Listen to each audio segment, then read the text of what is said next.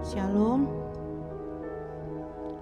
Kita mau mempersiapkan hati kita untuk memuji Allah kita, menyembah Dia, menyenangkan Dia, karena hanya Dialah yang layak dipuji dan disembah. Terima kasih Yesus.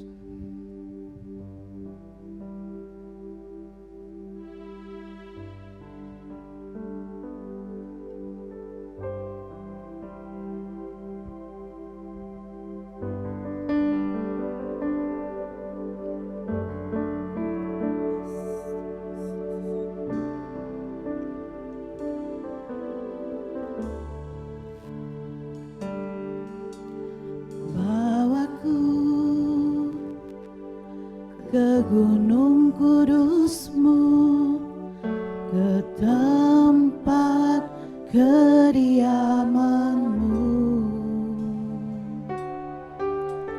biar kemuliaan melingkupi hidupku dan jiwaku kan dipuaskan. Hanya dekat-Mu, itu yang ku perlu. Kau sumber penghiburanku, dan Kau yang ubahkan air mataku jadi lembah yang bermata air.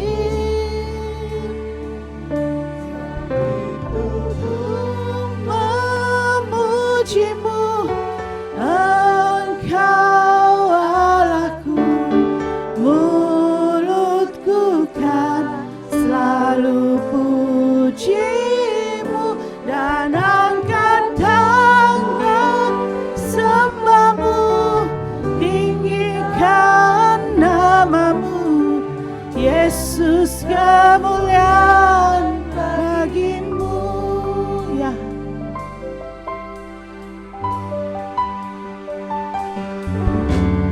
bawaku ke gunung kudus-Mu, ke tempat kediaman-Mu, biar kemuliaan melingkupi hidupku dan jiwaku kan dipuaskan. Hanya dekat-Mu, itu yang ku perlu. Kau sumber penghiburanku, dan Kau yang ubahkan air mataku jadi lembah yang bermata air. Bawaku ke gunung kudus-Mu, ke tempat kediaman-Mu, biar kemuliaan melingkupi hidupku dan jiwaku kan dipuaskan. Hanya dekat-Mu, itu yang ku perlu. Kau sumber penghiburanku, dan Kau yang ubahkan air mataku jadi lembah yang bermata air. Sebab itu ku memuji-Mu, Engkau Allahku, mulutku kan selalu puji-Mu dan angkat tangan sembah-Mu, tinggikan nama-Mu, Yesus, kemuliaan bagi-Mu.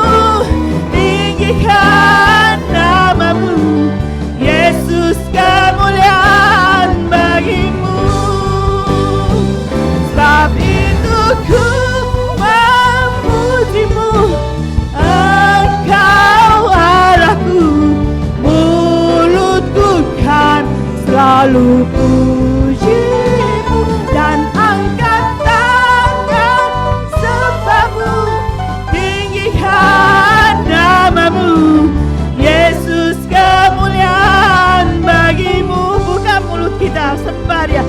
Sebab itu ku memujimu, Engkau Allahku, mulutku kan selalu pujimu, tangan sembahmu, tinggikan namamu Yesus, kemuliaan bagimu. Sebab itu ku memujimu, Engkau Allah yang layak dipuji Tuhan. Kami agungkan Engkau, mulut kami meninggikan Engkau. Oh baik Tuhan, Kau Allah yang layak. Tinggikan namamu Yesus, kemuliaan bagimu. Sebab itu ku memujimu, Engkau Allahku, mulutku kan selalu pujimu dan angkat tangan sembahmu, tinggikan namamu Yesus, kemuliaan bagimu. Yesus, kemuliaan bagimu. Yesus, kemuliaan bagimu. Haleluya. Engkau Allah yang luar biasa Tuhan, Engkau layak ditinggikan. Kami mau agungkan Engkau, kami mau sembahmu, kami bawa hati kami Tuhan. Kami mau lebih dekat lagi padamu. Oh, bawa kami ke Gunung Kudus-Mu. Kami mau lebih lagi menyembah-Mu, lebih dekat lagi padamu. Kami haus akan Engkau, Kau kekuatan kami, Kau penghiburan kami Tuhan. Kau satu-satunya jawaban dalam hidup kami. Engkau kekuatan, Kau segalanya bagi kami Tuhan. Haleluya. Mulut kami memuji-Mu, kami mau bernyanyi tinggikan namamu. Kau layak Tuhan, Kau layak, Kau layak. Lebih lagi Yesus, lebih lagi. Kami mau lebih lagi. Puaskan hati kami Tuhan. Kami butuh Engkau Tuhan, kami butuh Engkau.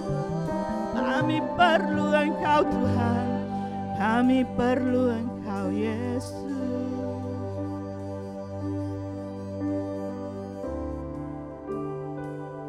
Sebab itu ku memuji-Mu, Engkau Allahku, mulutku kan selalu puji-Mu dan angkat tangan sembah-Mu, tinggikan namamu Yesus, kemuliaan bagi.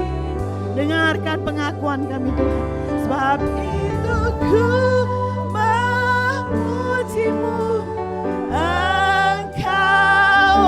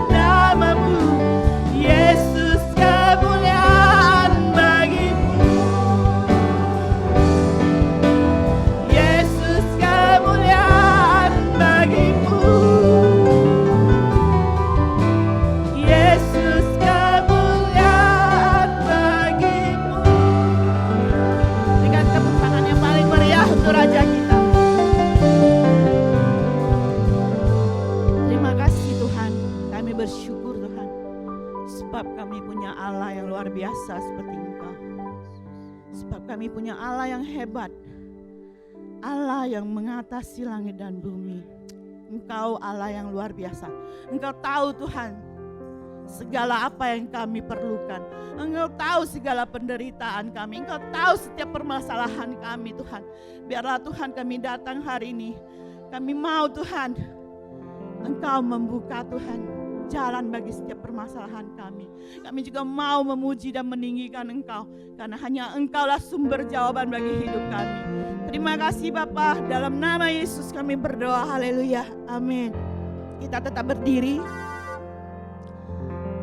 Sebagai orang percaya, harusnya kita itu seperti burung Raja Wali, amin. Walaupun badai, persoalan, badai hidup datang, kita pasti terbang lebih tinggi dari masalah itu, karena kita punya Allah yang luar biasa, amin.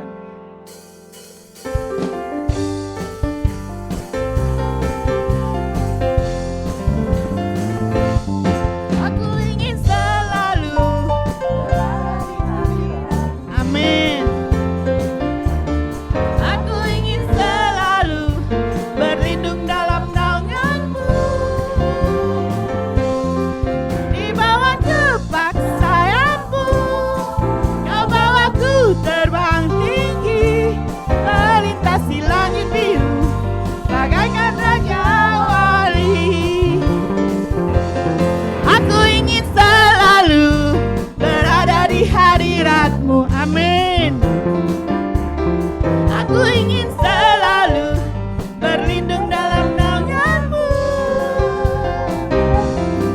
di bawah kepak sayap-Mu.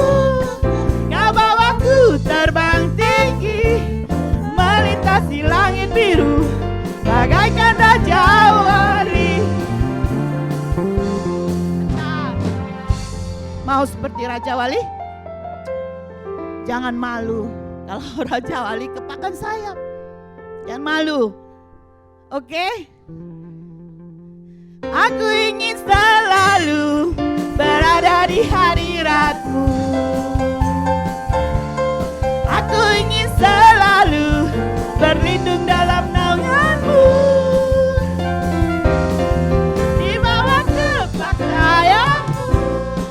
Kau bawaku terbang tinggi, melintasi langit biru, bagaikan Raja Wali. Bagai Raja Wali, melintasi gunung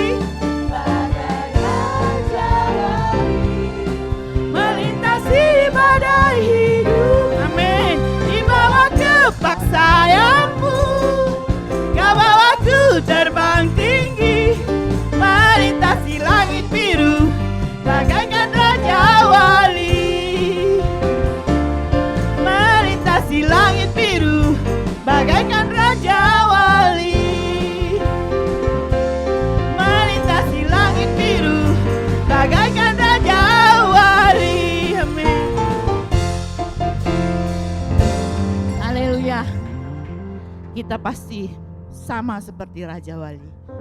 Amin. Karena kita punya Tuhan yang luar biasa. Tuhan pencipta langit dan bumi.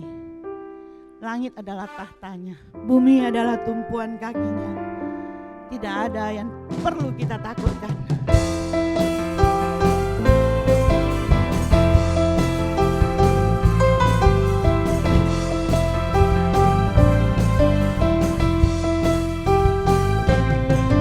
Langit adalah tahtamu Tuhan, dalam kemuliaan bumi tumpuan kakimu sungguh mengagumkan. Ombak dan lautan menderu bernyanyi bagimu. Mari semua yang bernafas sujud dan menyembah. Namamu besar, namamu, yes. Engkau Tuhan yang perkasa, amin. Kebesaranmu mempesona, ajaib dan mulia. Engkau Raja, segala raja. Namamu dahsyat di atas segala nama.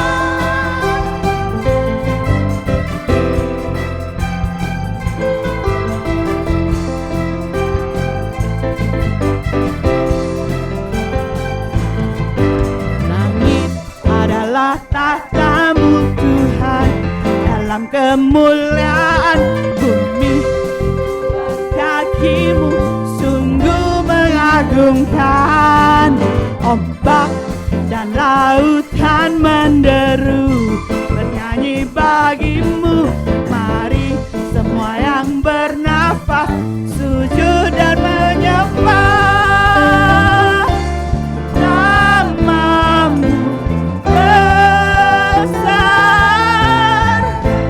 namamu mulia.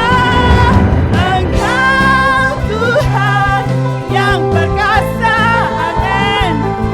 Kebesaranmu mempesona, ajaib dan mulia. Engkau Raja, segala raja.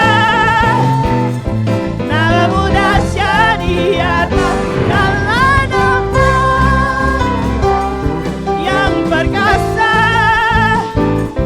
kebesaranmu mempesona, ajaib dan mulia. Engkau Raja, segala raja. Namamu dahsyat di atas segala nama. Yang perkasa, kebesaranmu mempesona, ajaib dan mulia. Engkau Raja, segala raja. Namamu dahsyat di atas segala nama.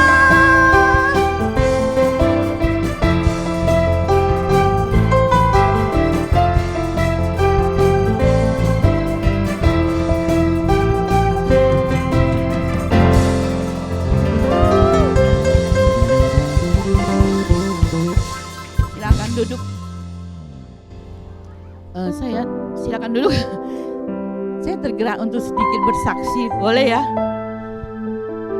Beberapa hari yang lalu anak saya yang paling kecil disunat.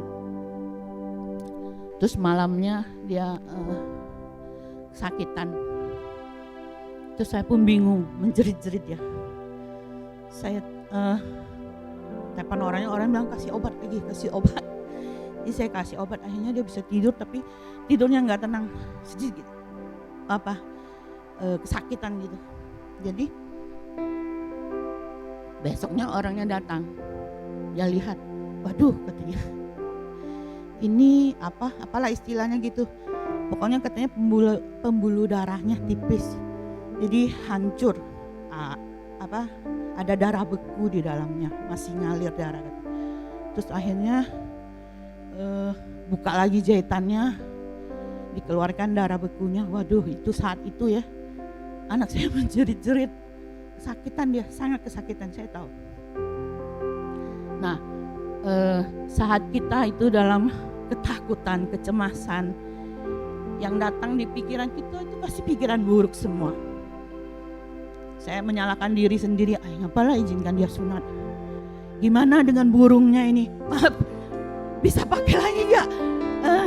Gimana ini dipakai seumur hidup? Aku harus cari dokter apa? Aku harus ke rumah sakit mana? Jadi saya itu pikiran buruk menyerang. Saya pikir saya tuh kuat, kayak Pak Heri gitu. Kalau anaknya diberitakan anaknya kecelakaan, dia tenang-tenang saja. Jadi maksudnya bukan tenang gimana. Pokoknya saya belum seperti Pak Heri dah. Saat itu saya rasanya ingin menjerit, ingin menangis. Tapi satu suara menenangkan saya, berdoalah katanya. Jadi saat itu saya berdoa. Saya gak peduli lagi sama mantrinya. Saya berdoa, sebut nama Yesus, kuat-kuat, tolong Tuhan Yesus, tolong. Saya percaya ada saatnya kita semua tuh mengalami satu titik di mana kita tidak bisa berbuat apa-apa. Hanya satu yang bisa kita harapkan, hanya satu yang bisa memberi kita kekuatan, yaitu Tuhan. Mari kita datang sama-sama. Kita mau katakan, Engkaulah kekuatanku Tuhan.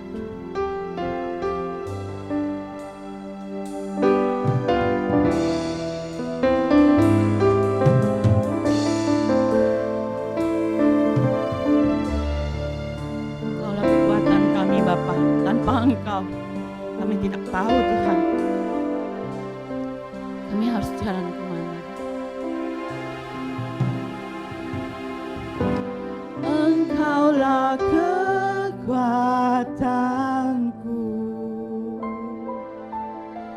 tempat perlindunganku, saat badai menerpa. Aku tak akan goyah,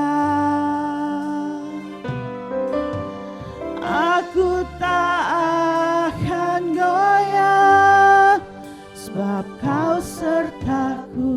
Engkaulah kekuatan kami Tuhan.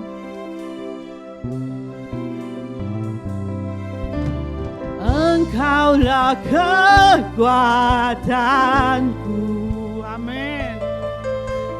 Tempat perlindunganku,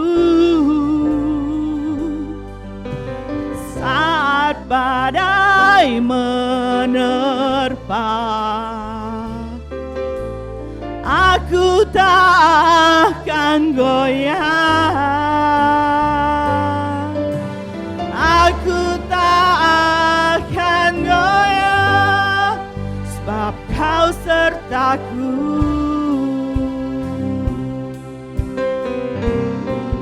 Sejauh langit dari bumi, begitu besarnya kasih-Mu.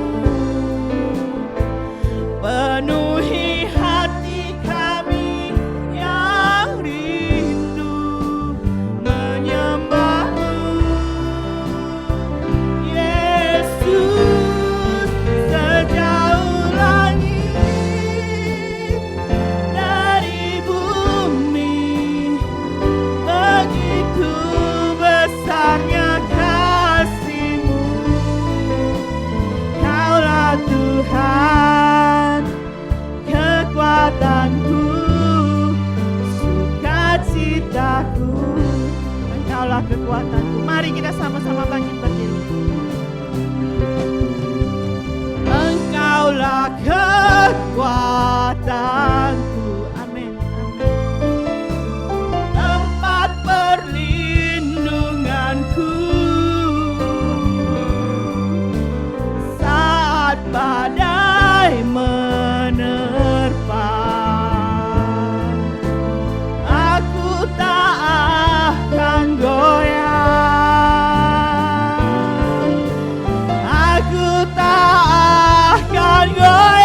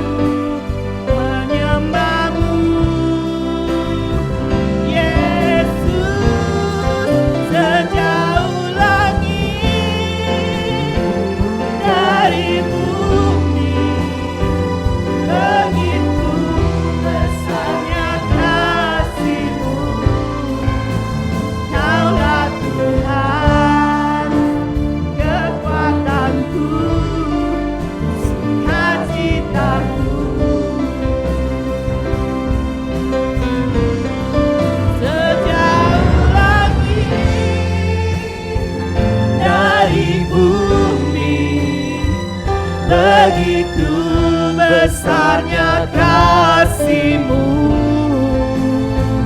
penuhi hati kami yang rindu menyembah-Mu. Yesus, sejauh langit dari bumi, begitu besarnya kasih-Mu. Kaulah Tuhan, kekuatanku, sukacitaku. Kaulah Tuhan kami, Kaulah Tuhan, kekuatanku, sukacitaku. Kaulah Tuhanku, Kaulah Tuhan, kekuatanku, sukacitaku. Mari kita ambil waktu sejenak, saudara, kita sembah Tuhan. Engkau kekuatan kami, Tuhan. Engkau pengharapan kami. Mari kita sembah Tuhan, kami sembah Kau di tempat ini. Roh Kudus mengalir, bekerja di tempat ini. Lawat setiap kami umat-umat-Mu. Worship you, Jesus. We worship you, we worship you.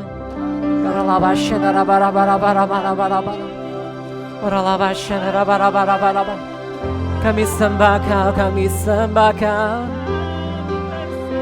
Engkau sumber kekuatan kami,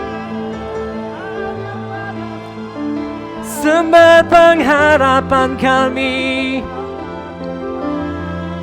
Tiada yang seperti Engkau, Allah yang kami percaya. Engkau ditinggikan di tempat ini. Di mana ada roh Allah, di situ ada kemerdekaan. Di mana ada roh Allah, di situ ada kebebasan. We worship you, Jesus. We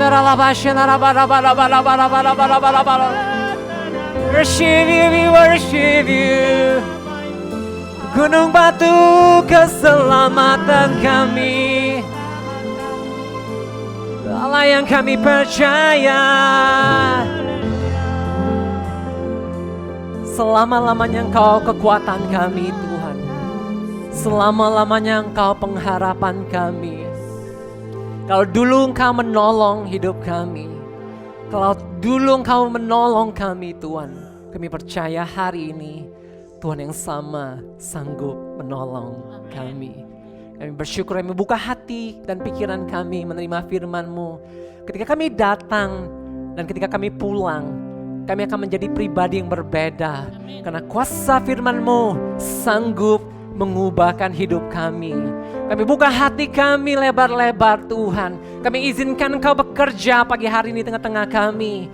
Di dalam nama Yesus kami berdoa. Sama-sama kita katakan amin. Silakan duduk, saudara. Shalom semua, saudara. Tadi Pak Eri kasih tahu, pembicara boleh buka masker. Senang, saudara. Langsung saja slide saya. Saudara, hari ini saya mau berbicara tentang freedom, kebebasan, kemerdekaan. Nah, saudara, satu hal yang membuat saya sedih adalah ketika saya melihat anak-anak Tuhan hidup dalam keterikatan, hidup dalam belenggu, apapun itu yang mengikat, saudara. Itu yang membuat saya berduka, saya bersedih. Kenapa, saudara? Karena kita seharusnya orang-orang yang memiliki kemerdekaan. Kemerdekaan yang sejati, yang orang-orang luar sana tidak miliki. Nah, firman Tuhan berkata di Galatia 5:1, supaya kita sungguh-sungguh merdeka, Kristus telah memerdekakan kita. Karena itu berdirilah teguh dan jangan mau lagi dikenakan kuk perhambaan. Nah, saudara, dikatakan di sini, berdirilah teguh dan jangan mau lagi dikenakan kuk perhambaan. Yang artinya, kalau kita mau, kalau kita merelakan diri kita untuk diperhamba, untuk diperbudak, saudara, hal itu bisa terjadi. Sekali lagi, saudara, kita lihat sini. Karena itu berdirilah teguh. Maka itu Rasul Paulus berkata berdirilah teguh, jangan mau lagi, saudara. Artinya kalau kita mau, kita bisa hidup dalam perhambaan. Amin, saudara. Karena itu hari ini kita mau sama-sama belajar bahwasanya kita memiliki kesempatan, kita memiliki hak untuk hidup sebagai pribadi yang merdeka. Amin, saudara. Roma 6 ayat 14, sebab kamu tidak akan dikuasai lagi oleh dosa karena kamu tidak berada di bawah hukum Taurat, tetapi di bawah kasih karunia. Saudara, apa artinya ayat ini, saudara? Kamu tidak berada di bawah hukum Taurat, tetapi di bawah kasih karunia. Nah, dikatakan kamu tidak akan dikuasai lagi oleh dosa karena kamu tidak berada di bawah hukum Taurat, yang artinya, saudara, waktu kita berada di bawah hukum Taurat, kita dikuasai dosa.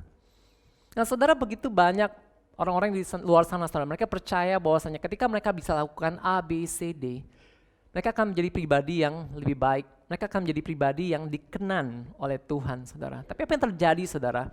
Mereka berubah menjadi orang-orang yang keras. Mereka berubah menjadi orang-orang yang tidak intolerant, saudara. Mereka maunya my way, jalan saya. Kalau jalan yang lain-lain saya tidak mau terima. Akhirnya mereka lakukan apapun yang mereka mau, yang menurut mereka benar, saudara. Itu yang terjadi. Tetapi firman Tuhan katakan ketika kita di bawah kasih karunia, hidup kita di bawah kasih karunia, dosa tidak mempunyai kuasa atas diri kita, saudara. Betapa dahsyat pesan Tuhan pagi hari ini buat kita. Amin, saudara. Nah, karena kita berada di bawah kasih karunia, dosa tidak memiliki tempat di dalam hidup kita. Kita boleh menjadi orang-orang yang merdeka, orang-orang yang bebas. Tetapi apa yang iblis lakukan, saudara? Iblis bermain satu permainan yang namanya mind game. Apa, saudara? Mind game. Apa arti mind game? Mind game, a psychological tactic used to manipulate or intimidate. Apa artinya, saudara? Satu taktik psikologis yang digunakan untuk memanipulasi atau mengintimidasi seseorang. Ini yang iblis lakukan sepanjang waktu, saudara. Kenapa? Karena iblis tidak mempunyai hak atas hidup kita. Iblis tidak memiliki hak atas umat tebusan Allah. Waktu Yesus membeli kita dengan darahnya, sepenuhnya kita menjadi milik Allah dan iblis tidak mempunyai tempat dalam hidup kita, saudara. Amin, saudara. Jadi apa yang iblis lakukan adalah dia berusaha bermain satu permainan yang namanya mind game supaya dia beroleh akses dalam hidup kita. Nah, waktu Yesus berbicara dengan orang-orang Yahudi waktu itu, saudara, setelah orang ahli-ahli Taurat membawa seorang wanita yang ketahuan berzina, ya mereka mengaku bahwasanya mereka itu adalah anak-anaknya Abraham. Tapi apa yang Yesus lakukan? Dia berkata, iblislah yang menjadi bapamu. Dia berkata sedemikian, saudara. Dan di sini dikatakan iblis adalah pendusta dan bapa segala dusta. Inilah inti dari mind game itu, saudara. Ketika iblis bermain di pikiran kita sehingga kita mempercayai hal-hal yang salah, ya. Waktu kita mempercayai hal-hal yang salah, apa yang terjadi, saudara? Semua tingkah laku kita, perilaku kita akan menjadi salah. Oke, saudara? Saya ada satu pertanyaan yang harus kita jawab sama-sama, saudara. When something goes wrong, what is your first thought? Ketika ada sesuatu yang salah dalam hidup kita, ada sesuatu yang berjalan tidak sesuai dengan rencana kita, ada satu hal yang terjadi yang tidak kita inginkan, saudara. Apa yang pertama kali muncul di pikiran kita, saudara? Banyak kali orang-orang percaya ketika mereka mengalami hal-hal buruk dalam hidup, mereka langsung berpikir seperti ini, salah apa ya saya? Mereka selalu berpikir demikian, saudara. Langsung pikirannya kayak gitu. Ini pasti Tuhan lagi marah sama saya. Ini pasti Tuhan lagi hukum saya. Nah, inilah salah satu contoh mind game itu, saudara. Apa yang terjadi waktu kita memiliki pola pikir seperti ini? Kita nggak akan berani datang kepada Tuhan. Kita nggak akan berani datang kepada Bapa kita. Kenapa? Bayangkan aja kalau kita punya Bapa di bumi dan kita tahu Bapa kita tuh lagi marah sama kita, saudara. Berani nggak kita minta sesuatu dari dia? Berani nggak kita minta uang dari dia? Nggak berani, saudara. Ini salah satu contoh mind game-nya iblis. Atau sesuatu buruk terjadi, kita langsung dibuat berpikir, wah pasti saya salah. Pasti ada sesuatu yang buruk yang saya lakukan. Mungkin saya nggak sadar. Ya, saudara. Nah, Sebagian mungkin tahu ini, ya saudara. Ada yang tahu saudara? Ada yang tahu saudara? Ada yang tahu saudara? Yang sudah nonton Thor pasti tahu. Jadi semalam saya nonton Thor sama anak istri dan anak-anak saudara. Saya tertarik satu pribadi ini saudara, namanya Gore. Saya nggak ceritakan detail, nggak mau kasih spoiler buat saudara, nanti nonton sendiri. Tapi intinya satu hal yang menarik saya pelajarin, ternyata hal itu kadang terjadi pada anak-anak Tuhan saudara. Dia ini pribadi yang taat beribadah, dia percaya, memiliki iman kepada dewanya saudara. Tapi satu titik dia menjadi kecewa, karena dewanya tidak menolong dia, sampai anaknya akhirnya mati. Ya. Dan akhirnya dia berubah, dia marah, dan dia dikenal sebagai the God Butcher. Ya, the God Butcher itu artinya penjagal dewa, saudara. Jadi misi hidupnya berubah untuk menghabisi dewa-dewa yang ada. Ya, saudara, saya berhenti di situ. Cukup, nggak mau tambah-tambah lagi, saudara, nanti marah. Yang belum nonton marah sama saya nanti. Nah, saudara, banyak orang percaya akhirnya mengalami apa yang Gore ini alami. Ya, suatu saya bertobat, lahir baru tahun 97. Ada banyak teman-teman yang lahir baru yang sama waktu itu menerima Tuhan Yesus, begitu bergairah dalam Tuhan. Sepanjang perjalanan akhirnya saudara, ada banyak yang mulai berguguran. Pasti kita pernah mendengar betapa mungkin teman-teman kita, saudara seperjuangan kita, saudara, mereka kecewa sama Tuhan. Seperti Gore ini saudara, mereka berpikir mereka sudah berbuat cukup baik, mereka sudah melayani Tuhan dan banyak hal mereka memberi, tapi ternyata hal-hal buruk terjadi dalam hidup mereka dan mereka berpikir itu Tuhan, saudara. Nah, akhirnya mereka kecewa dan meninggalkan Tuhan. Nah, permainan iblis, saudara, kalau kita lihat itu tetap sama waktu sejak ular itu, saudara, menipu Hawa dan Adam waktu itu. Permainannya tidak berubah sama sekali, saudara, kalau kita perhatikan. Ya, kita katakan iblis adalah bapa pendusta. Kita lihat Kejadian 3:1. Adapun ular ialah yang paling cerdik dari segala binatang di darat yang dijadikan oleh Tuhan Allah. Ular itu berkata kepada perempuan itu, tentulah Allah berfirman, semua pohon dalam taman ini jangan kamu makan buahnya. Bukan? Lihat saudara, mulai dari pertanyaannya saudara, ini dimulai dari satu perjalanan main game saudara. Nah, ternyata dalam kehidupan nyata pun saudara, ada orang-orang yang pintar sekali bermain permainan ini saudara. Mereka pakai taktik ini untuk memanipulasi orang lain, ya. Mereka mau pakai ini untuk memanipulasi bahkan pasangan mereka sendiri saudara. Ya, mungkin sebagian kita sudah pernah mendengar hal-hal yang seperti ini. Nah, lihat dari pertanyaannya saudara. Lalu saat perempuan itu kepada ular itu, buah pohon-pohonan dalam taman ini boleh kami makan, tetapi tentang buah pohon yang ada di tengah-tengah taman, Allah berfirman, jangan kamu makan ataupun rabah buah itu, nanti kamu mati. Ya, lihat, mulai akhirnya sang perempuan itu masuk ke dalam permainannya saudara, dan lihat di sini, kalau nanti kita lihat saudara, ada sesuatu yang berbeda dengan yang Allah katakan kepada Hawa waktu itu. Nanti saya tunjukkan kepada saudara. Ayat 4 dan 5-nya, tetapi ular itu berkata kepada perempuan itu, sekali-kali kamu tidak akan mati, tetapi Allah mengetahui bahwa pada waktu kamu memakannya, matamu akan terbuka dan kamu akan menjadi seperti Allah, tahu tentang yang baik dan yang jahat. Lihat saudara, ya, dia buat Hawa meragukan Tuhan. Itu yang iblis lakukan kepada kita hari-hari ini saudara, sampai hari ini. Waktu dia membuat kita meragukan Tuhan, meragukan kebaikan Tuhan, meragukan kasih setia Tuhan dalam hidup kita, sehingga ketika kita menghadapi masalah kita tidak lari kepada Tuhan, kita tidak mendekat kepada Dia, kita menjauh dan kita mencari hal-hal yang lain. Saudara, ada yang mencari alkohol, ada yang mencari kesenangan-kesenangan yang lain, saudara. Nah, kalau yang sebenarnya Tuhan katakan kepada Hawa adalah ini, saudara, di ayat pasal 2 ayat 16-nya, semua pohon dalam taman ini boleh kau makan buahnya dengan bebas, tetapi pohon pengetahuan tentang yang baik dan yang jahat itu janganlah kau makan buahnya. Enggak ada di situ disebut diraba-raba saudara, enggak ada. Ya, lihat, akhirnya apa yang terjadi?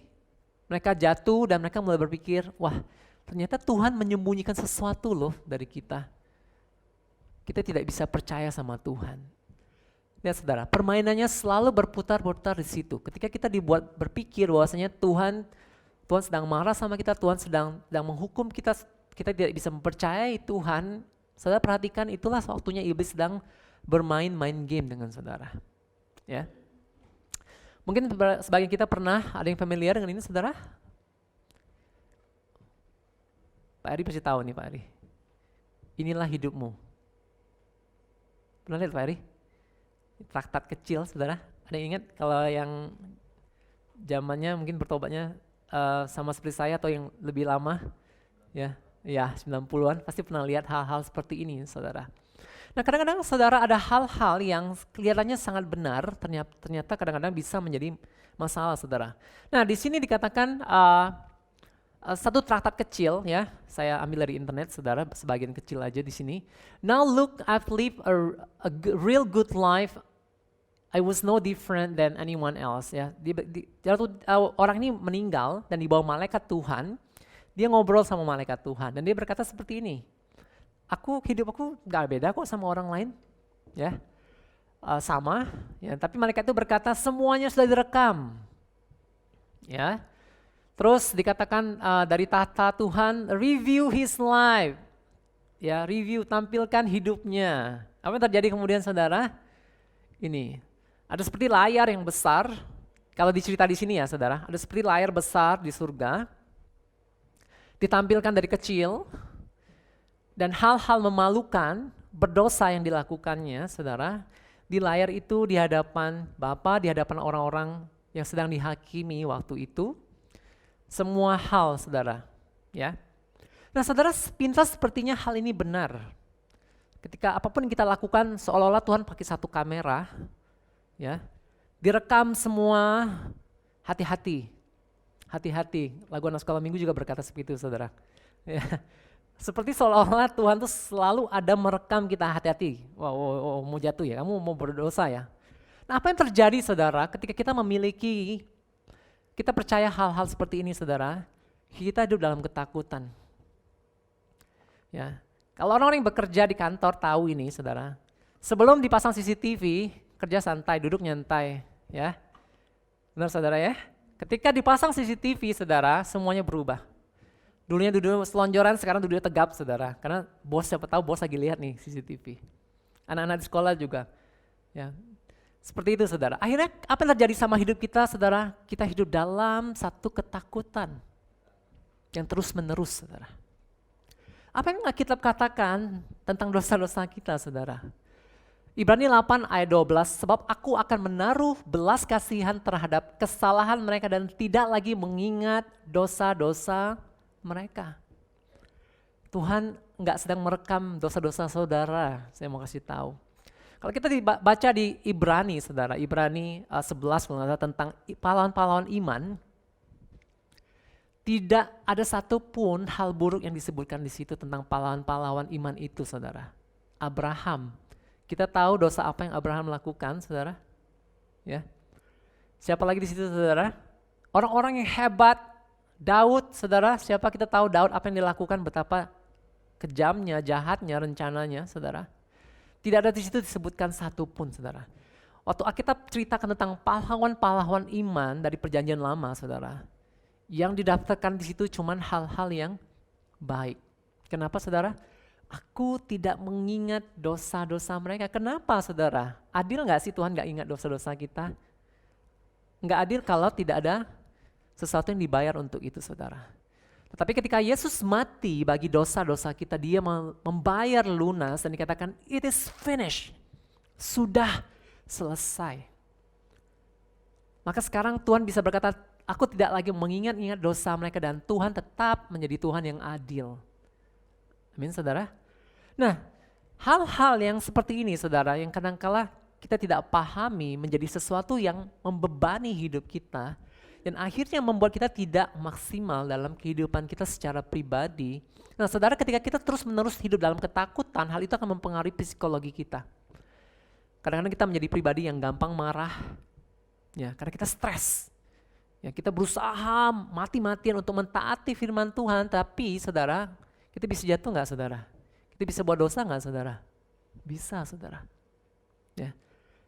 Ketika kita mengerti hal ini, ternyata dalam perjanjian baru, dalam hukum kasih karunia yang tadi kita sudah sama-sama belajar saudara, hukum yang membuat kita bebas dari kuasa dosa, bebas dari perbudakan dosa, hukum itulah ya saudara yang kita harus pegang hari-hari ini.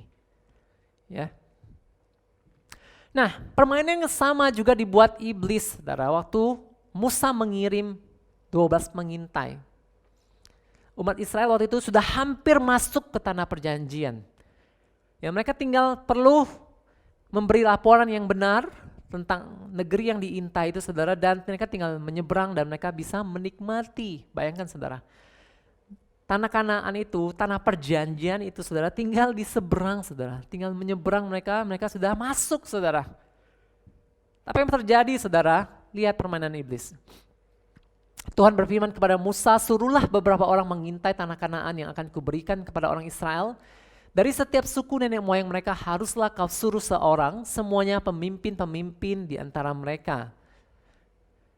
Maka Musa menyuruh mereka untuk mengintai tanah Kanaan, katanya kepada mereka, pergilah dari sini ke tanah Negeb, naiklah ke pegunungan dan amatilah bagaimana keadaan negeri itu, apakah bangsa yang mendiaminya kuat atau lemah, apakah mereka sedikit atau banyak. Sesudah lewat 40 hari, butuh 40 hari mereka mengintai. Mereka langsung datang kepada Musa, Harun dan segenap umat Israel di Kadesh, di padang gurun Paran. Mereka membawa pulang kabar kepada keduanya dan kepada segenap umat itu dan memperlihatkan kepadanya sekalian hasil negeri itu. Saya lompat-lompat saudara karena panjang sekali kalau saya mau baca seluruh pasalnya. Mereka menceritakan kepadanya, kami sudah masuk ke negeri kemana kau suruh kami dan memang negeri itu berlimpah-limpah susu dan madunya. Dan inilah hasilnya. Ya, jadi diceritakan saudara, mereka bawa anggur itu pakai tandan saudara, 2 orang yang angkat saudara. Bayangkan kalau kita beli di supermarket saudara, anggurnya gini ya saudara, angkatnya ya. Kalau mereka pakai gini saudara, ya luar biasa kan hasilnya saudara. Bangsa yang diam di negeri itu kuat-kuat dan kota-kotanya berkubu dan sangat besar. Juga keturunan Enak telah kami lihat di sana. Ini bukan susu Enak saudara ya. Ini orang-orang raksasa seperti Goliat yang tingginya kurang lebih 3 meter saudara. Ya kalau kita lihat orang 3 meter saudara, ngeri saudara. Kemudian Kaleb mencoba menenteramkan hati bangsa itu di hadapan Musa, katanya tidak. Kita akan maju dan menduduki negeri itu sebab kita pasti akan mengalahkannya. Tetapi orang-orang yang pergi ke sana bersama-sama dengan dia berkata, kita tidak dapat maju menyerang bangsa itu karena mereka lebih kuat daripada kita. Juga mereka menyampaikan kepada orang Israel kabar busuk tentang negeri yang diintai mereka dan dengan berkata, negeri yang telah kami lalui untuk diintai adalah suatu negeri yang memakan penduduknya. Saudara, bayangkan saudara. Mereka sampaikan kabar-kabar yang enggak-enggak saudara. Dan semua orang yang kami lihat di sana adalah orang-orang yang tinggi-tinggi perawakannya. Benar nggak nih saudara? Semua orang. Memang ada orang-orang enak saudara. Tapi bukan semua penduduk Kanaan itu orang enak saudara. Bukan. Kalau semuanya tingginya 3 meter serem banget saudara. Yang masuk negeri raksasa. Juga kami lihat di sana orang-orang raksasa, orang enak yang berasal dari orang-orang raksasa dan kami lihat diri kami seperti belalang dan demikian juga mereka terhadap kami. Nah, saudara, iblis tidak bisa menyentuh orang Israel. Kalau kita ingat cerita Bileam, Balak dan Bileam, saudara, apa yang berusaha dilakukan oleh Balak waktu itu, saudara? Dia minta Bileam untuk mengutuki orang Israel. Apa yang Bileam lakukan saudara? Bileam memberkati Israel.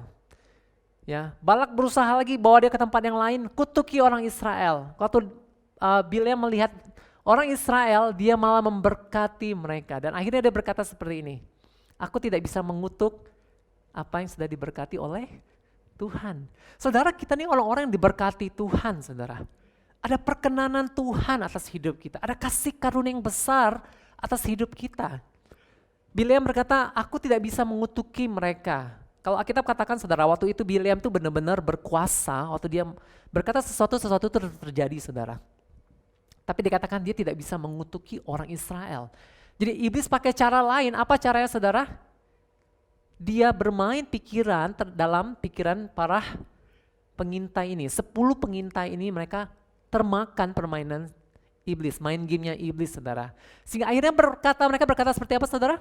Kami seperti belalang saudara. Mereka lihat diri mereka tuh belalang. Demikian juga mereka terhadap kami. Jadi mereka berpikir orang kanan lihat mereka tuh seperti belalang. Bayangkan saudara, kita lihat belalang kita takut gak saudara? Enggak, kecil. Ya kan? Ini yang iblis sedang lakukan dalam kehidupanmu ketika engkau mulai melihat dirimu, aku gak ada apa-apanya. Aku gak bisa ngapa-ngapain. Saudara hati-hati saudara, jangan izinkan pikiran ini memasuki pikiran kita dan membuat kita percaya saudara. Sering kali ketika saya lagi percakapan sama anak-anak, saya sering kalau lagi ngajar ngobrol-ngobrol sama anak-anak pakai bahasa Inggris, saya sering pertanyakan 2 pertanyaan ini saudara. Pertanyaan yang pertama, ya, tell me what you don't like about yourself. Ceritakan dong apa yang kamu gak suka tentang diri kamu. Wah itu panjang saudara. Saya malas, saya ini, saya itu. Tapi ketika saya ganti pertanyaannya, now tell me about the thing you like about yourself. Ceritain dong tentang hal yang kamu suka tentang diri kamu. Susah jawabnya saudara. Ada sesuatu yang salah saudara. Harusnya waktu kita ditanya, ceritakan tentang hal-hal yang baik tentangmu, harusnya kita buat daftar yang sangat panjang saudara. Ya saudara. Kenapa saudara? Tuhan rubah hidup kita loh saudara. Dari sejak kita bertobat, kalau kita perhatikan saudara, kadang-kadang kita gak menghargai apa yang Tuhan sudah lakukan dalam hidup kita. Banyak hal yang Tuhan sudah rubah dalam hidup kita. Saya ini anak bungsu saudara, manjanya luar biasa, sifatnya jelek banget waktu kecil. Tuhan rubah hidup saya saudara. Setiap kita saya percaya Tuhan pasti sudah banyak lakukan hal itu saudara. Tapi waktu kita lihat diri kita, waktu orang tanya hal-hal seperti itu, kita gak berani ngomong saudara. Tapi waktu orang bertanya hal-hal buruk tentang apa kita gampang ceritanya saudara. Ya, jangan seperti orang Israel. Apa yang terjadi pada mereka akhirnya saudara? Mereka tidak pernah sampai ke tanah perjanjian. Iblis tidak punya hak, tidak punya kuasa atas mereka saudara. Tadi dari awal saya katakan, yang bisa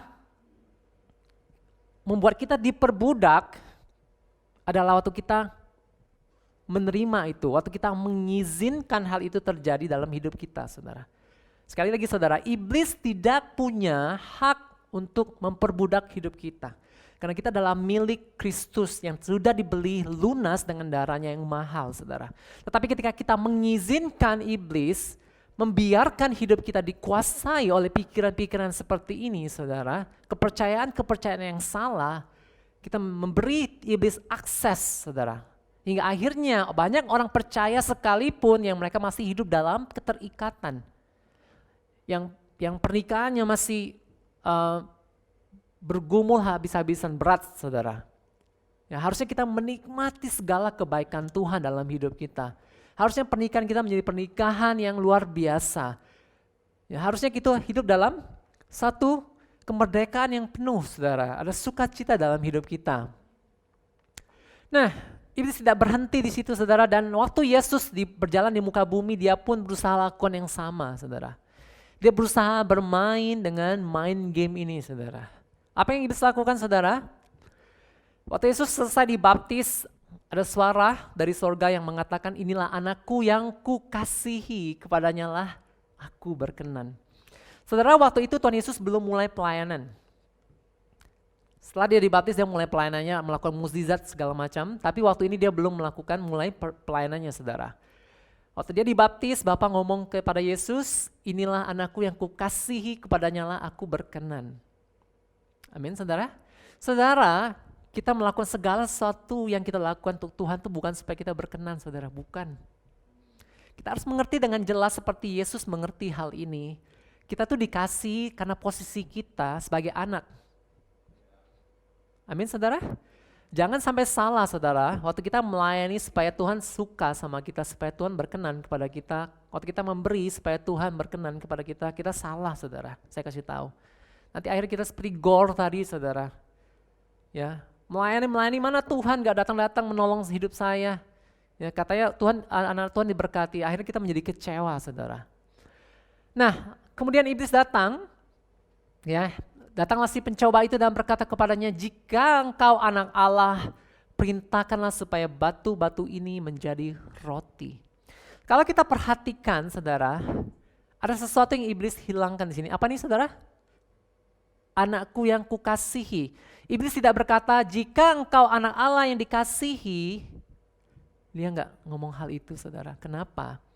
Waktu kita tahu, kita orang-orang yang dikasihi, waktu saudara tahu betapa Tuhan sayang sama saudara, iblis nggak punya tempat dalam hidup saudara. Orang-orang yang mereka bergumul dalam hidup karena mereka berpikir Tuhan tidak sayang, tidak mengasihi mereka. Orang-orang di sekitar mereka tidak mengasihi mereka. Orang-orang yang merasa tidak dicintai, tidak dikasihi, inilah orang-orang yang paling mudah dipakai, dimanfaatkan oleh iblis, saudara. Ya. Hari ini buat ini clear, jelas, saudara, dalam pikiran kita, bahwasanya kita adalah pribadi-pribadi yang dikasihi Tuhan, bukan karena apa yang kita lakukan, tapi semata-mata kasih karunia Tuhan. Kita percaya atas apa yang Tuhan Yesus sudah lakukan buat hidup kita. Ketika kita ngerti hal ini dengan benar, saudara, kita jadi orang-orang yang bebas dalam hidup. Kita jadi orang-orang yang menang dalam hidup. Amin. Inilah, saudara, dalam perjanjian baru, inilah perjanjian itu, saudara. For this is my blood of the covenant, which is poured out for many for the forgiveness of sins. Darah Yesus yang mengampuni kita. Sebab inilah darahku, darah perjanjian yang ditumpahkan bagi banyak orang untuk pengampunan dosa. Jangan izinkan iblis mengintimidasi kita, menuduh kita. Jangan masuk ke dalam main gamenya iblis, saudara. Waktu iblis berusaha masukkan pikiran-pikiran seperti itu, ignore aja, saudara. Abaikan saja. Itu bukan pikiran saudara.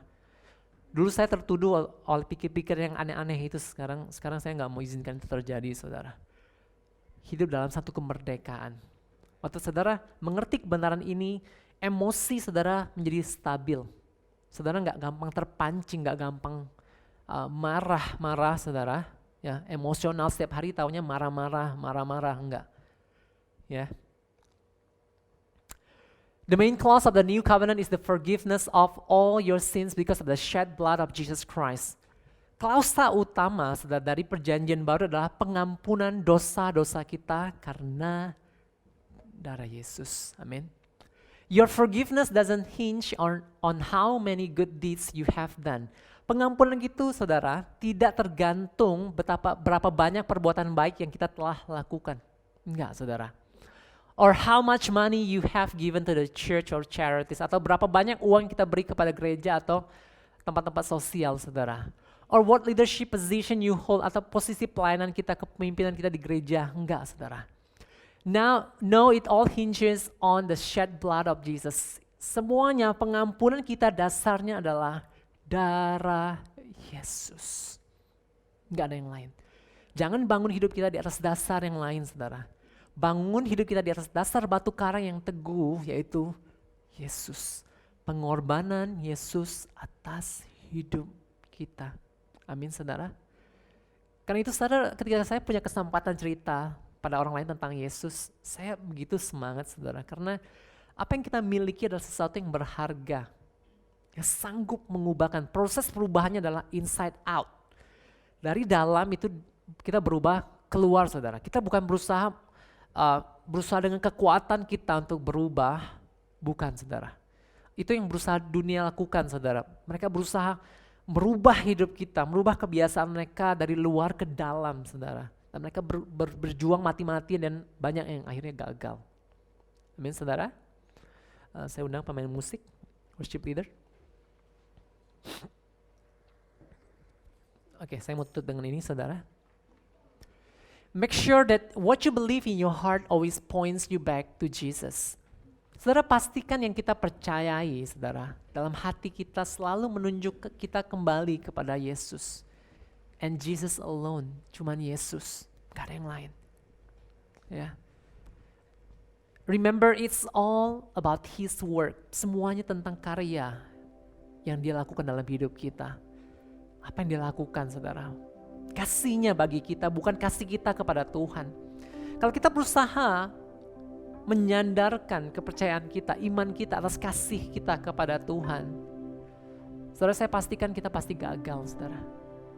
Tetapi ketika kita bangun hidup kita di atas kasih-Nya bagi kita, pengorbanannya bagi kita, saudara, kita gak akan gagal dalam hidup kita. Karena kita sedang membangun hidup kita di atas dasar batu karang yang teguh, yang tidak tergoyahkan. Amin, saudara. Hari ini kita mau sama-sama menjadi orang yang bebas, orang-orang yang merdeka. Jangan mau masuk ke dalam permainan main gamenya iblis, saudara. Oh, oh, ku bebas.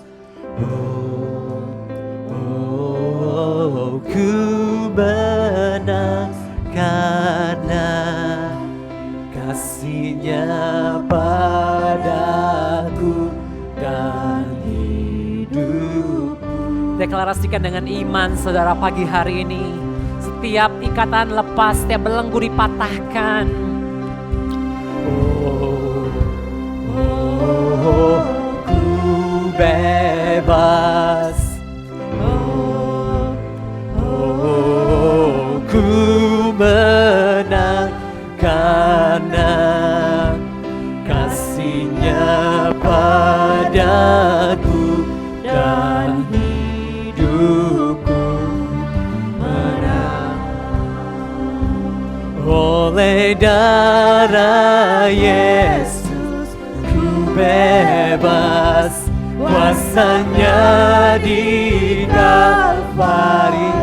Kami bebas oleh darah Yesus, ku bebas dan hidupku menang. Oleh darah Yesus, Yesus, ku bebas, kuasa-Nya di Kalvari. Oleh darah Yesus, ku bebas dan hidupku menang. Oleh darah, kami percaya kuasa-Nya di Kalvari. Thank you, Jesus. Oleh darah Yesus, ku bebas dan hidupku menang. Kalau hari-hari ini engkau masih terikat oleh belenggu, apapun itu yang mengikat engkau hari ini, obat-obatan, seks, pornografi, rokok, atau apapun itu, saya mau deklarasikan kepada saudara pagi hari ini, engkau tidak harus hidup dalam terikatan. Engkau bebas di dalam Tuhan. Kalau iblis berusaha bermain permainan game, main game itu, saudara, jangan percayai hal-hal itu, percaya apa yang Alkitab katakan tentang engkau. Engkau bebas, engkau merdeka karena darah Yesus. Tidak ada satupun yang bisa mengikat engkau. Engkau bebas untuk melayani Tuhan. Engkau bebas untuk menjadi pribadi yang lebih baik. Engkau bebas untuk mengasihi istrimu. Engkau bebas untuk mengasihi suamimu, untuk menjadi ibu yang lebih baik, menjadi ayah yang lebih baik. Engkau bebas untuk mengasihi. Engkau bebas untuk mengampuni. Apapun yang mengikat engkau pagi hari ini, katakan dalam nama Yesus, semuanya dilepaskan, semuanya dipatahkan oleh darah Yesus. Amin, saudara. Oleh darah Yesus, ku bebas, kuasa-Nya di Kalvari. Kami bebas oleh darah Yesus, ku bebas dan hidupku menang. Oleh darah Yesus, ku bebas, kuasa-Nya di Kalvari. Oleh darah Yesus, ku bebas dan hidupku menang. Ini yang kami percayai, dan biarlah kebenaran ini memerdekakan setiap kami, Tuhan. Bahwa kami sudah ditebus, bahwa kami sudah dikuduskan, kami sudah dibenarkan, sehingga kami menjadi orang-orang benar, kami menjadi orang-orang kudus yang hidup di dalam kebenaran, hidup di dalam kekudusan, semakin hari semakin serupa dengan Kristus. Kami mematahkan setiap pikiran-pikiran sia-sia, siasat tipu muslihat iblis di dalam nama Yesus. Dan biarlah kemenangan yang datang daripada Tuhan menjadi bagian kami, karena Engkau sudah menetapkan bagi setiap kami menjadi orang-orang yang lebih daripada pemenang. Tuhan, kami bersyukur pagi hari buat firman-Mu, dan sekali lagi biarlah kebenaran-Mu memerdekakan kami. Di dalam nama Yesus yang menang, sama-sama mereka katakan amin. Puji Tuhan. Shalom Bapak Ibu. Saya percaya kita diberkati dengan kebenaran firman Tuhan. Amin. Satu hal yang ingin saya teguhkan lagi seperti apa yang saya jelaskan di Koram Deo beberapa hari yang lalu tentang 1 Korintus 1 ayat yang kedua. Kenapa ada begitu banyak orang percaya yang ragu-ragu terkadang ketika ditanya berapa banyak yang yakin engkau orang benar, berapa banyak engkau yakin engkau orang kudus. Padahal ayat itu katakan kita nih dipanggil jadi orang-orang benar, kita nih dipanggil jadi orang-orang kudus. Amin. Kenapa? Ya seperti apa yang Rudy sampaikan tadi, main game tadi. Kita lebih fokus kepada apa yang terkadang masih bisa kita lakukan. Harusnya kita fokus kepada apa yang Yesus sudah lakukan. Yaitu Yesus sudah menebus hidup kita. Tapi terkadang kita terjebak dengan permainan iblis tadi, kita justru fokus pada terkadang apa yang masih kita lakukan. Kenapa saya katakan pakai kata terkadang? Karena saya percaya Bapak Ibu bukan orang jahat, bukan orang berdosa yang selalu hidup dalam dosa. Terkadang saja. Tapi saya percaya ketika kebenaran ini, paradigma ini mengubah hidup kita, kita nggak terintimidasi dan kita justru berjalannya semakin hari semakin benar. Amin. Jadi jangan fokus kepada apa yang terkadang masih kita buat. Karena memang iblis itu bapa segala dusta.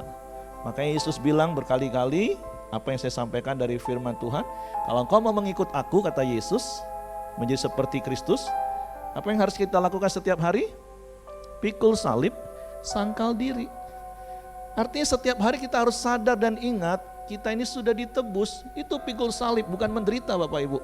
Terus sangkal diri ketika iblis mendakwa kita siang dan malam, oh enggak, sorry, itu memang dulu waktu aku belum percaya Yesus, aku memang gitu, sekarang mah enggak. Amin. Jadi sekali lagi biarlah kebenaran firman Tuhan pagi hari ini membuat kita freedom, kita merdeka, dan kita enggak lagi jatuh bangun. Amin. Oke, Tuhan memberkati. Thank you Rudy. Dan saya percaya setiap kita diberkati. Nah, puji nama Tuhan. Sebelum kita dengarkan news, ada hal yang ingin saya sampaikan seperti yang Rudy tadi katakan. Hari Rabu yang lalu penatua kami seperti biasa bertemu, fellowship, doa dan membicarakan pekerjaan Tuhan, dan salah satu hasil doa dan keputusan yang kami buat adalah untuk mengizinkan WL dan pengkhotbah untuk melepas masker. Kenapa? Dengan pertimbangan satu, kondisi Kota Jambi sudah jauh lebih kondusif, kita bersyukur nggak lagi terdengar berita apalagi hoa yang menakuti kita, dan realitanya memang sudah oke. Nah yang kedua, hampir keseluruhan jemaat sudah divaksin, bahkan sudah sampai booster. Amin. Kalau ada yang belum vaksin, segeralah vaksin Bapak Ibu. Nah yang ketiga, dampak dari virus itu sendiri juga sudah semakin melamah, sementara imun tubuh kita juga semakin menguat. Nah pertimbangan yang berikutnya adalah WL dan pengkhotbah itu kadang butuh oksigen yang lebih untuk ngomong. Makanya Rudy tadi ngomong, rasanya lega begitu Pak Heri kasih tahu boleh. Itu udah berbulan-bulan para WL minta Pak kapan diizinkan Pak. Dan itu sudah melewati jarak distancing Bapak Ibu. Berkali-kali seperti yang kami sampaikan dan berdasarkan pengalaman kami, virus itu kan gak terbang, gak punya sayap. Kalaupun sampai sini jatuh udah mati dia di situ Bapak Ibu. Apalagi Bapak Ibu tetap diharapkan jaga jarak dan pakai masker. Amin. Jadi tolong difahami, walaupun keputusan dan kebijakan ini mengizinkan. Jadi kalau masih mau tetap pakai masker ya silakan untuk WL pengkhotbahnya. Terus Bapak Ibu nggak usah jadi takut. Jangan parno banget Bapak Ibu. Masa kita percaya ada Tuhan, ada dalam hadirat Tuhan. Terus kita juga jaga kesehatan. Kecuali memang WL-nya lagi batuk, pilek, ya disarankan minta gantilah seperti itu ya. Jadi itu saja informasi yang ingin saya sampaikan. Dan saya juga ingin menyambut ada ini ibu atau saudari ya, Marta Nurlela Panggabean. Oke, selamat datang, selamat bergabung, Tuhan memberkati. Juga saya ingin menyapa ada Pak Rudi dan Pak Jonah, para fakulti dan RC. Oke, selamat datang ya. Mereka hamba-hamba Tuhan yang baru selesai melayani sebuah seminar Institut Hagai, seminar Hagai ya, yang beberapa tahun yang lalu saya juga biasanya terlibat di dalamnya. Tapi karena sekarang sudah lebih konsen ngurusin jemaat, saya minta maaf. Salam untuk Mami.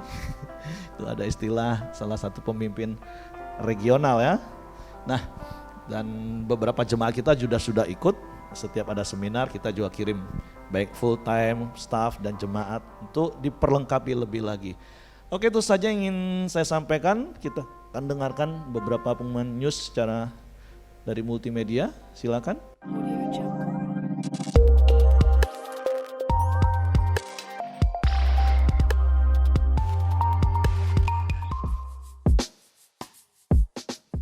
Bagi setiap jemaat pelita yang tidak menerima info pelita dan renungan harian, atau bagi jemaat baru, mohon agar menyimpan nomor WA Center Pelita dan memberikan konfirmasi nama dan ibadah raya, agar Bapak Ibu Saudara mendapatkan informasi tentang Pelita Community. Terima kasih.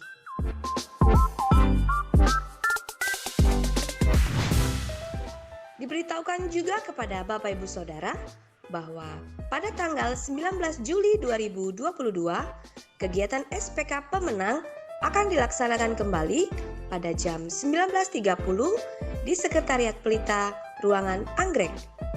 Bagi Bapak Ibu Saudara yang ingin mengikuti SPK dapat menghubungi pemimpin ibadah raya masing-masing atau kepada Saudari Jenny di nomor 0812 1884 4252. Terima kasih. Diinformasikan kepada Bapak Ibu Saudara bahwa perayaan anniversary Pelita Community akan diadakan oleh masing-masing ibadah dengan jadwal sebagai berikut. Untuk ibadah raya Sabat akan diadakan pada tanggal 16 Juli 2022. Untuk ibadah raya 1, 2, dan 3 akan diadakan pada tanggal 17 Juli 2022. Tempat dan waktu pelaksanaan ibadah ini sama seperti ibadah biasa. Terima kasih. Mari kita ikuti bersama doa puasa pelayan pada hari Sabtu 16 Juli 2022 pada jam 12 siang di Sekretariat Pelita Ruangan Anggrek. Kami mengucapkan selamat ulang tahun bagi Bapak Ibu Saudara yang berulang tahun di sepanjang minggu ini.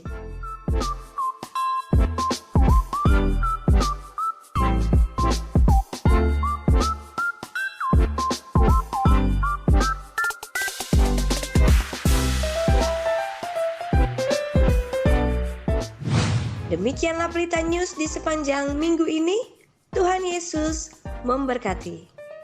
Jadi itu beberapa informasi untuk sepanjang minggu ini. Jadi minggu depan tanggal 17 Juli 2022 ibadah pagi juga akan merayakan ulang tahun Pelita yang ke-18. Jadi mari sama-sama kita datang, jamnya sama seperti ibadah seperti ini. Terus boleh ajak teman, saudara dan keluarga. Dan kita mau sama-sama bersyukur untuk 18 tahun penyertaan Tuhan di Pelita Community. Dan kita nggak melakukannya secara korporat, secara keseluruhan dari 10 ibadah kita, tetapi masing-masing ibadah buat sendiri. Jadi mari sama-sama kita bersyukur dan bersukacita buat penyertaan Tuhan. Mari kita bangkit berdiri dan kita akan akhiri pertemuan ibadah kita pagi hari ini. Bapa, sekali lagi kami bersyukur, berterima kasih kepadamu. Kalau pagi hari ini kami mendengar kebenaran-Mu, dan sekali lagi biarlah kebenaran-Mu memerdekakan kami. Engkau sudah menebus hidup kami. Engkau sudah membenarkan kami. Engkau sudah menguduskan kami. Kami adalah orang-orang benar, kami adalah orang-orang kudus. Dan kami mau terus hidup dalam kebenaran dan kekudusan, di dalam kasih karunia-Mu, dalam pimpinan tuntunan Roh Kudus-Mu. Sehingga semakin hari kami semakin serupa dengan Kristus. Tuhan terima kasih kalau sebentar kami berpisah satu dengan yang lain. Tuhan sertai, Tuhan biarlah sepanjang minggu ini tangan kuasa-Mu terkedang menyertai setiap kami, memberkati setiap kami, melindungi, menjagai langkah demi langkah kami, supaya Engkau dipermuliakan dalam hidup kami. Biarlah perkenanan-Mu terus kami nikmati, kelimpahan dan kemuliaan kasih karunia-Mu kami alami, kerajaan-Mu nyata di dalam hidup kami. Terpujilah nama-Mu Bapa yang baik. Kiranya kasih karunia Bapa, damai sejahtera dari Yesus Kristus, serta pimpinan persekutuan Allah Roh Kudus menyertai kita sekalian mulai hari ini sampai Maranatha. Dia Yesus datang kali yang kedua. Di dalam berkat nama Tuhan Yesus Kristus. Semua yang terima berkat mari katakan amin. Selamat hari Minggu. Tuhan memberkati.